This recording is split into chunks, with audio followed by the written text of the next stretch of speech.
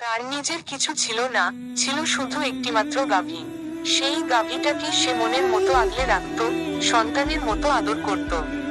প্রতিদিন ভোরে ঘুম থেকে উঠে বুড়ি গাভীর জন্য ঘাস আনতে যেত। নিজের কোনো বাহন না থাকায় একটা গাধা ছিল তার একমাত্র ভরসা। গাধার পিঠে ঝুলি বেঁধে সে দূরের মাঠে যেত, ঘাস কেটে আনতো গাভীর জন্য। একদিন বুড়ি ভুল করে এক অজানা জায়গা থেকে ঘাস কেটে আনে। ঘাস দেখতে খুবই সবুজ, গন্ধটাও মন ভালো করে দেওয়ার মতো।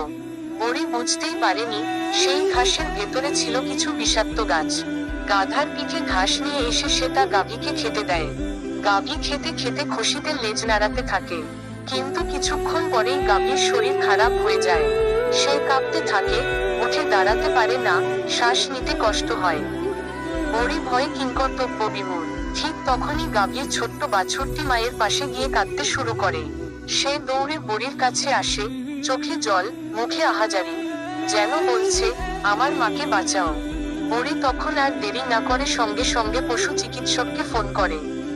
ডাক্তার দ্রুত এসে পৌঁছায়। দেখে বুঝতে পারে গাভী বিষাক্ত ঘাস খেয়েছে।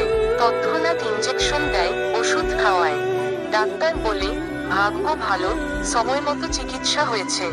আর একটু দেরি হলে গাভীটাকে আর বাঁচানো যেত না। 2-3 দিনের মধ্যে গাভী সুস্থ হয়ে ওঠে। বুড়ির মুখে তখন হাসি, গাধার চোখে তৃপ্তি। আর গাভী আবার আগের মতো ঘাস খেতে শুরু করে। এরপর থেকে বুড়ি আর ভুল করে না।